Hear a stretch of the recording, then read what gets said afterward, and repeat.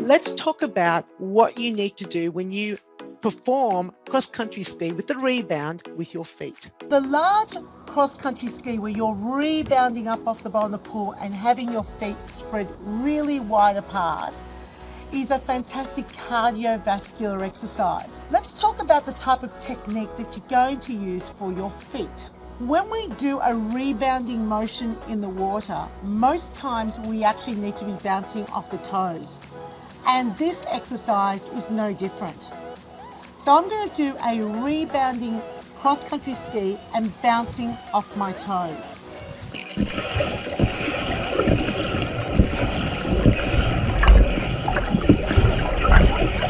You can see it's a really big, strong toe action. So you're bouncing off the toes, you're rebounding off your toes. And what that does is it creates a lot of lift. Look at how much lift I get, how much of my body comes up out of the water. So you can see my waistband on my pants lifting up out of the water. And it feels amazing because there's this springing effect. With a rebound on my toes, my body projects itself upwards.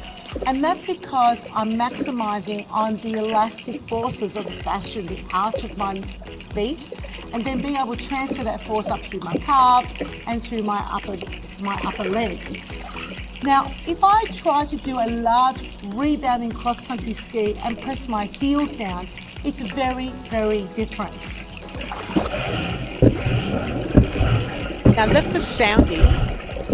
So you can actually hear the sort of impact that you have. And impact is often something we want to have in the water, but not with a cross-country ski, because the force goes up to the knees. Can you have a look at the knees? There's a lot of force. There is a lot more impact going to my lower body. And I'll tell you where you feel most of the impact.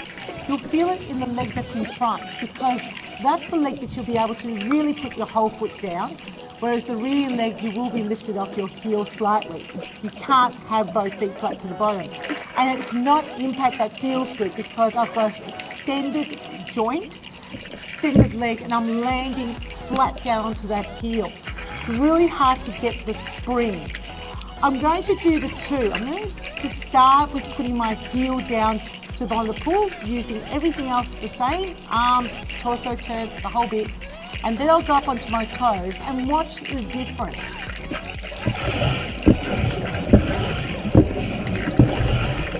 Heels down, see how low my body is in the water. Now watch this. I'm lighter, I'm freer, it feels better to do. It actually feels better. I feel like I've got more power. What you would have seen there is that with my heels down, I was limited with my range of motion. I also didn't get much spring. But once I went up onto my toes, my arms were able to reach further back, my whole body was able to move, and what it feels like is I feel more elastic. It feels great. Rather than bang, bang, bang, my whole body feels like a piece of elastic that's just, stretching and then relaxing, stretching and relaxing. And that's what you want participants to feel. It's a very empowering feeling. So on your toes, not heels down. I actually know how to spell, but I spelled elastic wrong. But anyway, back to how to actually demonstrate this. So you're on land. This is the challenge. So how do you demonstrate something like that on land?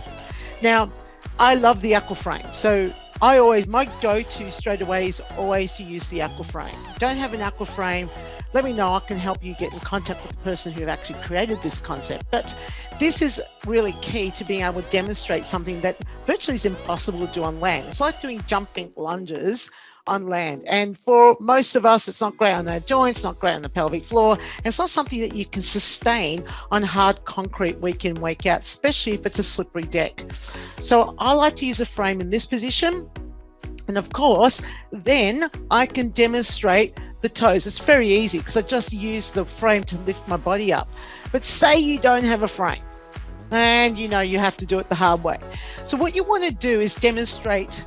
Of course, you'll be on your toes when you're doing this, but say you've got a class, there's a big class, you have people perhaps of a demographic that normally wear glasses, not going to see details like this, or you might need to reiterate. So you've demonstrated on the frame or you've had to demonstrate this way, then you need to indicate to your class to bounce off their toes. So I usually use my hands and I'll say, I want you on your toes and I want you to bounce. I want you to think light touch rather than a heavy land. So I always say you need to feel springy, you need to feel light, you need to feel buoyant, bounce off your toes. And it changes everything. So it will actually get them to lift up out of the water better. And that elastic bounce is what you need to be able to get everything else happening. So for me, the very first thing I talk about when I talk about rebounding cross-country ski, other than obviously demonstrating what the movement is on your toes. Bounce off your toes, bounce off your toes. So you should be bouncing off your toes, and it should be like a spring that gets set in motion and it just goes back and forth, because it does feel like that. There's plenty of other exercises that you do that ask the heels to come down. So this is not always up on your toes. But for the big rebound cross-country ski, you definitely want it on the toes. It is the most unpleasant experience through the knee joint when you get the heels down.